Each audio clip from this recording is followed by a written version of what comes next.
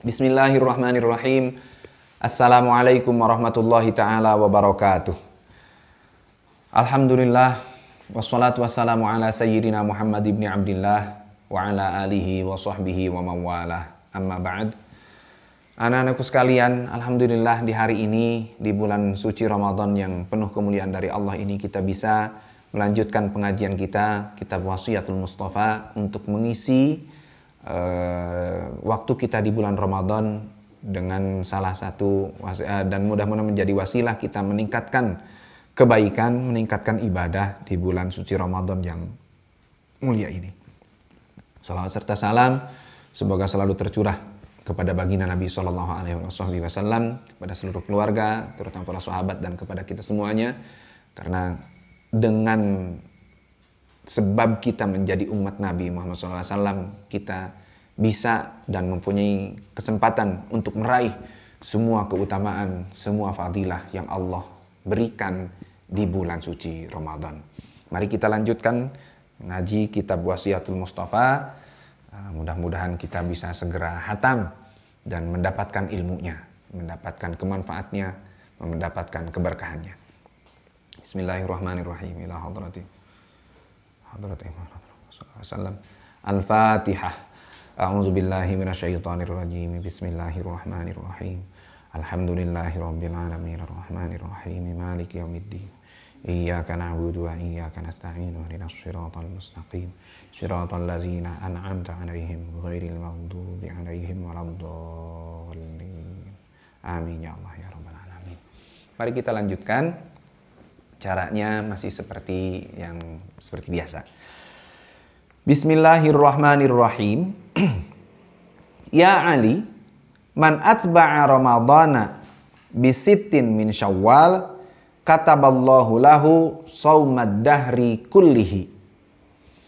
Ya Ali, he Ali, man sing saha jalma atba'a anu nuturkeun atawa anu nyambungkeun saha man Ramadana kana puasa di bulan Ramadan, disambungkeun kunaon bisitin kalawan genep dinten min Syawal tina bulan Syawal, kataba maka nyeratkeun saha Allahu Gusti Allah lahu pikeun eta man shaumad dahri kana puasa sataun kullihi tegesna sadaya atau sapanjang tahun.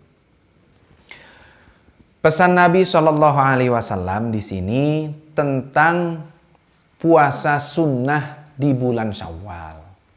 Di sini Nabi SAW bersabda, man atba'a Ramadana bisittin min Syawal. Barang siapa yang menyambungkan puasa di bulan Ramadan disambungkan dengan puasa 6 hari di bulan Syawal. Ya, 6 hari di bulan Syawal. Di sini walaupun ada perbedaan sedikit pendapat ulama tentang kalau melihat yaitu perbedaan ulama yang merupakan rahmat bagi umat itu di sini juga terasa. Ada yang berpendapat atba'a bisitin min Syawal, menyambungkan Ramadan dengan 6 hari di bulan Syawal itu. Ada yang berpendapat jadi setelah selesai Ramadan libur puasa 1 hari di hari Idul Fitri, karena hari Idul Fitri hari raya itu adalah salah satu hari yang diharamkan puasa. Di situ tidak ada kewajiban puasa, di situ tidak boleh puasa wajib, bahkan orang yang nazar, orang yang bersumpah harus dibatalkan, harus di cancel, nggak boleh puasa di situ. Apalagi cuman puasa sunnah. Sekali lagi, bulan Ramadan selesai 1 bulan, kemudian 1 hari libur di hari raya Idul Fitri, tanggal 2 Idul Fitri atau tanggal 2 Syawal disambung dengan puasa 6 hari. Satu berpendapat seperti itu.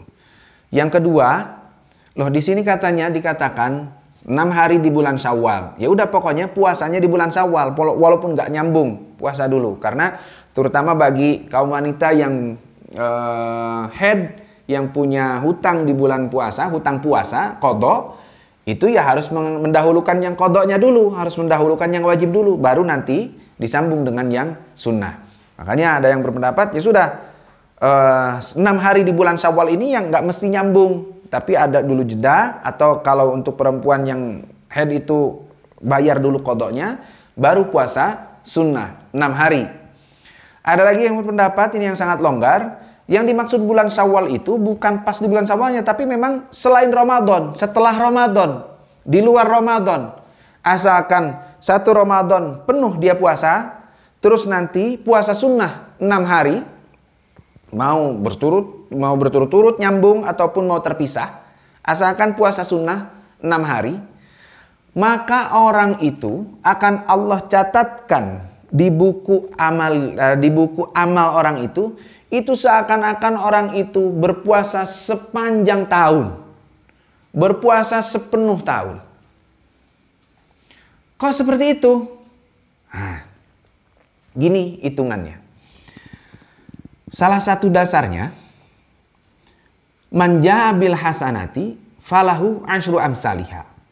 Barang siapa yang melakukan satu kebaikan, maka orang itu akan mendapatkan balasan berapa kali? 10 kali lipat. Barang siapa yang melakukan satu kebaikan, maka dia akan mendapatkan balasan 10 kali lipat. Kita hitung, Ramadan 1 bulan itu rata-rata 30 hari. Ambillah Ramadannya 30 hari. Terus ditambah 6 di luar Ramadan. Berarti menjadi berapa hari puasanya? 36. Jumlah hari 1 tahun itu berapa? Antara 350 atau 355. Ya. Nah, tadi yang 36 dikali 10, 1 hari puasa, itu kan akan dibalas 10 hari oleh Allah. Maka 36 itu sekali lagi, 30 dari Ramadan, 6 dari Syawal menjadi 36. 36 dikalikan 10, maka menjadi 360. 360 ini adalah jumlah hari dalam 1 tahun. Makanya orang yang berpuasa penuh di bulan Ramadan, kemudian nanti di luar Ramadan dia berpuasa 6 hari, itu oleh Allah akan dicatatkan seperti orang yang puasa sepanjang tahun. Karena hitungannya seperti itu. Orang yang melakukan satu kebaikan akan dibalas 10 kali lipatnya. Orang yang puasa 1 hari akan dibalas oleh Allah seperti puasa 10 hari. Maka puasa 36 hari sama dengan puasa 360 hari. 360 hari itu adalah hari sepanjang tahun. Makanya orang yang berpuasa di bulan Ramadan kemudian disambung lagi 6 hari di luar Ramadan, itu seperti orang yang puasa sepanjang tahun. Dan itu Allah berikan untuk orang yang betul-betul mau berpuasa. Dan sekali lagi, ada satu kelebihan puasa dibanding dengan ibadah yang lain itu ada salah satu riwayat hadis di dalam hadis qudsi bahwa Allah Subhanahu wa taala berfirman di hadis qudsi itu firman Allah tapi tidak termasuk ke dalam Al-Qur'an. Firman Allah, kullu amal ibni adam lahu illa shaum fa innahu li wa ana ajzi bih. Allah Subhanahu wa taala berfirman, semua amal manusia, kullu amal ibni adam, semua amal manusia itu untuk mereka. Lahu, untuk orang yang mengerjakannya. Dia pergi haji, maka pulang haji akan disebut Pak Haji, Bu Haji. Ya, kurang lebih seperti itu.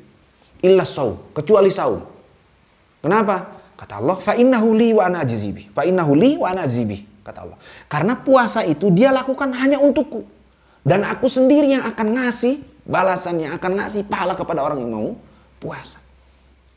Dalam artian di saat kita berpuasa, kok kualitas puasa kita betul-betul utama, maka kita akan mendapatkan pahala, balasan, upah dari Allah yang langsung dari Allah. Maksudnya langsung dari Allah itu sudah tidak menghitung hitungan lagi. Itu sudah tidak bisa diketahui oleh manusia lagi. Karena Allah yang langsung sendiri memberikan upah dan pahala kepada orang yang puasa dengan sungguh-sungguh.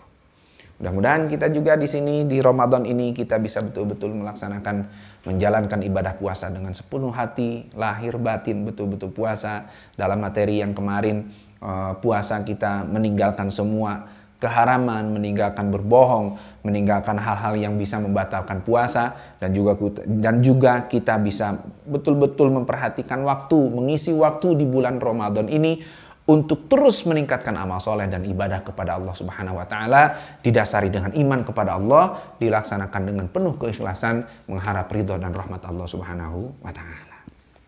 Kita lanjutkan. Bismillahirrahmanirrahim. Faslun fis shadaqati. Ari ieu eta hiji fasal fis shadaqati dina nerangkeun sedekah. Sekarang kita membahas tentang pesan Nabi Shallallahu Alaihi Wasallam yang dikhususkan untuk yang khususnya ketika itu untuk Sayyidina Ali karramallahu wajhah, namun umumnya bagi seluruh umat Nabi Muhammad SAW. Ini pesan-pesan Nabi yang berhubungan dengan sedekah. Bismillahirrahmanirrahim. Qala alaihi salatu wassalamu, ya Ali, anna awliya Allahi ta'ala lam yanalu sa'ata rahmatillahi waridwanihi bikathratil ibadati walakin naluha bisakhawatin nafsi wal istihanati bid dunya. Qala tos ngadawuh Kanjeng Nabi alaihi salatu wassalam, alaihi eta mugi tetep ka Kanjeng Nabi as-salatu ari tambihan rahmat wassalamu sareng kasalamatan. Ya Ali, hei Ali, anna awliya Allahi sa'nya-nyana pirang-pirang wali na Allah Ta'ala lam yanalu eta henteu nampi saha awliya para wali, lam yanalu eta henteu nampi saha para wali sa'ata rahmatillahi kana luasna kanyaah Allah Ta'ala waridwanihi sareng kana karidwan Allah Ta'ala bikathratil ibadati kalawan sebab seueurna ibadah. Walakin tapi nalu nampi saha para wali ha kana rahmat sareng ridho Allah bisa khawatin nafsi kalawan bageurna diri. Wal istihanati sareng kusabab nganggap remeh henteu nganggap penting bidunya kalawan dunia. Selanjutnya pesan Nabi Shallallahu Alaihi Wasallam menjelaskan anna aulia Allahi Ta'ala, sesungguhnya para walinya Allah. Wali itu sekali lagi jelaskan, dikasih tahu sama kalian bahwa wali yang dimaksud di sini adalah orang yang betul-betul dicintai Allah Subhanahu Wa Ta'ala. Jadi orang hidup di dunia dan mendapatkan kasih sayang Allah yang diprioritaskan oleh Allah. Karena para wali itu kalau sudah meminta kepada Allah, akan Allah utamakan. Kenapa kok diutamakan sama Allah? Ya karena Allah cinta kepada mereka. Karena Allah cinta kepada mereka. Nah di sini, anna auliya Allahi Ta'ala, sesungguhnya para wali Allah itu, orang-orang yang dicintai oleh Allah itu, lam yanalu sa'ata rahmatillahi, mereka tidak mendapatkan keluasan rahmat Allah, waridwanihi, dan tidak mendapatkan keridhaan Allah bikasratil ibadah, bukan karena banyaknya ibadah. Jadi para walinya Allah, orang-orang yang dicintai Allah, para kekasih Allah, mendapatkan rahmat Allah yang begitu luas, mendapatkan ridho dari Allah Ta'ala, itu bukan karena banyaknya ibadah. Tapi apa? Walakin naluha bisa khawatin nafsi. Tapi mereka mendapatkan rahmat dan ridho Allah yang betul-betul Allah utamakan untuk mereka itu dengan sebab dirinya yang sakhawah, anu bager, saur orang Sunda, yang baik, yang penuh kasih sayang, yang lemah lembut gitu. Naluha bisa khawatin nafsi wal istihanati bid dunya. Selain memang mereka itu dirinya, jiwanya memang baik kepada orang lain, kepada sesama manusia, kepada sesama muslim, terutama kepada seluruh makhluk Allah yang ada di muka bumi ini, juga mereka menganggap enteng urusan dunia.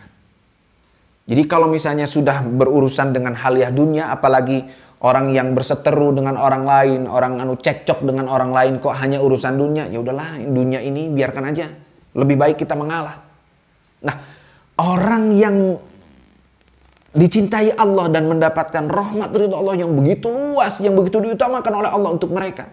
Sekali lagi, bukan karena mereka banyak beribadah, sholat di masjid terus tapi nggak pernah memperhatikan keluarga, sholat puasa tapi nggak pernah mencari nafkah untuk menghidupi keluarga, untuk berbagi kepada sesama. Bukan karena banyaknya ibadah, sekali lagi, tapi mereka para waliullah yang mendapatkan rahmat Allah yang luas dan keridhaan Allah itu karena mereka jiwanya, dirinya baik kepada orang lain, bisa khawatir nafsi, dan mereka tidak mementingkan urusan dunia. Karena sekali lagi ya, dunia ini untuk para wali Allah yang betul-betul sudah dekat dengan Allah, betul-betul dicintai Allah, dan ilmunya juga betul-betul memahami, betul-betul menguasai ilmu agama dan ilmu dunia ini, betul-betul bisa memposisikan dunia hanya sebagai wasilah, hanya sebagai perantara kita hidup di dunia sementara, dan hidup yang kekal abadi bagi kita semua adalah nanti di mana? Di akhirat. Oleh karenanya para wali Allah itu ya sudah mementingkan akhirat terus. Mementingkan akhirat terus. Oh, itu katanya wali yang memperhatikan keluarganya, wali yang memperhatikan saudaranya, yang berbagi kepada tetangganya, wali yang mencari uang dengan giatnya, wali yang mencari nafkah dengan semangatnya. Oh ya, dunia yang mereka cari, dunia yang mereka dapatkan, uang yang mereka dapatkan, itu akan mereka gunakan untuk beribadah kepada Allah. Bukankah memberi nafkah kepada anak istri itu ibadah? Bukankah berbagi kepada sesama muslim, kepada tetangga dan saudara itu adalah ibadah? Semua itu mereka lakukan hanya untuk beribadah kepada Allah Subhanahu wa ta'ala. Makanya ada cerita, nah. Ada satu kiai atau terkenal kiai ini di kalangan santri dan masyarakatnya, ini adalah waliullah. Wali yang tidak senang kepada dunia. Wali yang betul-betul sudah bisa zuhud terhadap dunia. Kiai ini ditanya sama santrinya, "Kiai, mohon maaf, saya mau bertanya dan saya belum memahami bagaimana zuhud terhadap dunia itu yang sesungguhnya," katanya. Jawaban kiai ini kepada santrinya gimana? "Yaudah, sekarang kamu gini aja. Penuhin tuh," katanya, "air di bak mandi. Kamu penuhin dulu, terus setelah penuh kamu mandi, setelah mandi kamu baru ke sini." "Baik, Yai. Nanti setelah mandi kamu kesini lagi, akan aku kasih tahu tentang zuhud, atau akan aku jawab tentang pertanyaan kamu," katanya. Santri itu pergi, terus mengisi air di bak mandi itu penuh. Setelah penuh dia mandi. Setelah mandi dia kemudian kembali menghampiri kiainya. "Laporan, Yai, alhamdulillah sudah air di bak mandi itu sudah saya penuhi dan saya udah mandi." Terus kiai itu nanya, "Airnya kamu habiskan semua nggak?" "Enggak," katanya.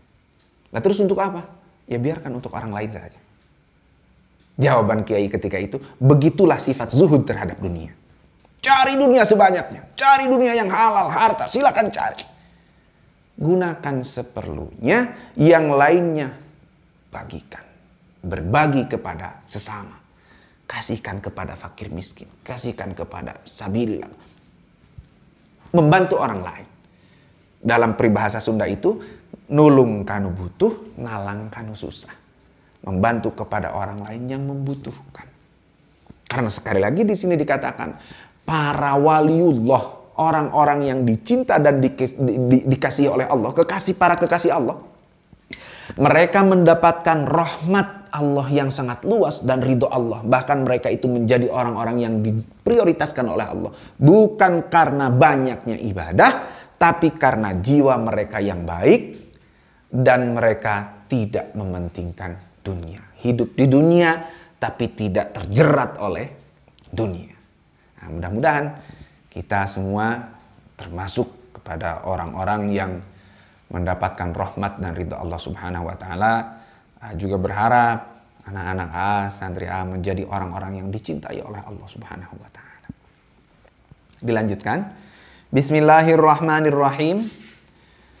Ya Ali, as-sakhiyu qaribun minallahi. Qaribun min rahmatihi, ba'idun min adabihi. Wal bakhilu ba'idun minallahi, ba'idun min rahmatihi, qaribun min adzabihi. Ya Ali, hai Ali. As-sakhiyu ari jalma anu bager, qaribun eta caket deket minallahi ti Gusti Allah. Qaribun eta caket min rahmatihi tina kanyaahna Allah. Ba'idun eta jauh min azabihi tina siksana Allah. Wal bakhilu sarang ari jalmi anu pedit koret ya. Ba'idun eta jauh minallahi jauh ti saha minallahi ti Gusti Allah. Ba'idun eta jauh ti mana min rahmatihi tina rahmatna Allah. Qaribun eta deket ti mana min adzabihi tina siksana Allah. Pesan Nabi SAW di sini menjelaskan atau bahkan kalau berani mengatakan di sini membandingkan antara orang yang baik anu bager dengan orang yang pedit, pelit, koret, cek urang Sunda mah pedit, koret, keken mengkene, merege hese, cap jahe. Nah, itu ya, saking banyaknya itu. Ini membandingkan antara orang yang baik, orang yang loma, bager dengan orang yang pelit. Kata Nabi SAW, as-sakhiyu qaribun minallah. Orang yang baik itu dekat dengan Allah. Orang yang baik, bager, suka ngasih kepada orang lain, mau berbagi kepada orang lain. Berbagi kebaikan yang jelas, namanya bukan berbagi kesusah. Ini mah di saat dapat kesusahan dibagiin ke orang lain. Enggak, berbagi kebaikan, berbagi kenikmatan. Orang yang baik, yang bager seperti itu, sekali lagi, qaribun minallah, dekat dengan Allah. Qaribun min rahmatihi. Dekat dengan Allah berarti dekat dengan kasih sayangnya Allah. Dekat dengan kasih sayangnya Allah. Itu akan selalu mendapatkan rahmat, kasih sayang dari Allah SWT. Dan ba'idun min azabihi. Kalau sudah dekat dengan rahmat Allah, hampir bisa dipastikan jauh dari siksa dan kebencian Allah Ta'ala. Orang baik itu dekat dengan Allah, dekat dengan rahmat Allah, jauh dari siksa Allah. Kebalikannya, wal bakhilu dan orang yang pelit, ba'idun minallah, dia akan jauh dari Allah. Orang pelit mah, kata anak-anak dulu mah, muka lu jauh katanya. Jauh dari Allah Ta'ala. Orang pelit itu jauh dari Allah, ba'idun minallah, ba'idun min rahmatihi. Jauh dari rahmat, dari kasih sayang Allah. Dalam artian orang pelit itu untuk mendapatkan rahmat Allah ya susah. Orang pelit itu untuk mendapatkan rahmat Allah susah. Dan qaribun min azabihi, ternyata orang pelit itu dekat dengan siksanya atau dekat dengan siksaan Allah. Kalau di dalam riwayat lain itu dari hadis Nabi SAW, as-sakhiyu qaribun minal jannah, itu dekat dengan surga. Wal bakhilu qaribun minan nar. Orang yang pelit itu dekat dengan neraka. Karena apa? Karena paling tidak begini nak. Di saat orang hidup di dunia ini baik kepada orang lain, insya Allah akan banyak mendapatkan doa dari orang lain. Terutama orang yang dikasih kebaikan sama orang itu. Kita baik ke orang lain, orang yang kita kasih kebaikan itu insya Allah banyak mendoakan kepada kita. Banyak ingat kepada kita. Apalagi kebaikannya, kebaikan yang betul-betul utama di saat kita bisa. Contoh sekarang, mumpung kita masih Ramadan nih. Kan orang yang aftaras shaiman, orang yang memberikan buka kepada orang yang puasa, dia akan mendapatkan pahala double. Pahala puasanya dia juga pahala dari orang yang dia kasih buka untuk orang itu. Dan Allah itu maha kaya. Pahala orang yang dikasih buka sama kita itu pahala dia nggak dibagi dua. Dia mendapatkan segitu, kita juga mendapatkan segitu. Kalau dia dapat pahala 10, kita juga dapat 10. Nggak kemudian 10 dibagi 2, 5, 5. Enggak, Allah itu maha kaya. Itu kita bisa mendapatkan gitu karena kita baik kepada orang lain. Orang yang, sekali lagi, orang yang bager, yang baik itu akan dekat dengan Allah, dekat dengan rahmat Allah, jauh dari siksa Allah. Orang yang bakhil, yang pelit, dekat dengan, akan jauh dari Allah, jauh dari rahmat Allah, dan dekat dengan siksanya Allah Ta'ala. Coba kalau kita lihat ada orang yang pelit, nauzubillah. Nah, orang pelit itu ya kita nanyalah ke sama diri kita masing-masing. Siapa sih yang suka sama orang pelit? Kan nggak ada. Orang pelit itu pasti nggak disuka sama orang lain. Nah, makanya mudah-mudahan setelah kita tahu tentang perbandingan orang baik dengan orang pelit ini, kita meminta kepada Allah supaya kita dikasih hidayah agar kita menjadi orang yang jiwanya baik, ingin berbagi kebaikan kepada orang lain.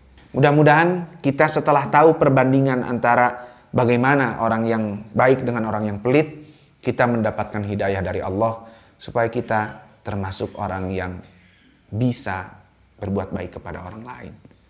Dengan jelas berharapnya mendapatkan rahmat dari Allah Subhanahu wa taala, tapi wasilahnya kita menebar kebaikan, berbuat baik kepada sesama kita.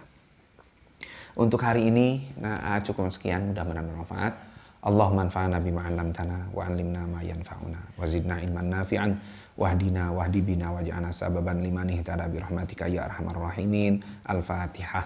A'udzubillahi minasyaitonir rajim. Bismillahirrahmanirrahim. Alhamdulillahirabbil alamin. Arrahmanir rahim. Maliki yaumiddin. Iyyaka na'budu wa iyyaka nasta'in. Ihdinas siratal mustaqim. Siratal ladzina an'amta 'alaihim ghairil maghdubi 'alaihim waladdallin. Wallahul muwaffiq ila aqwamit thoriq. Wassalamualaikum warahmatullahi wabarakatuh.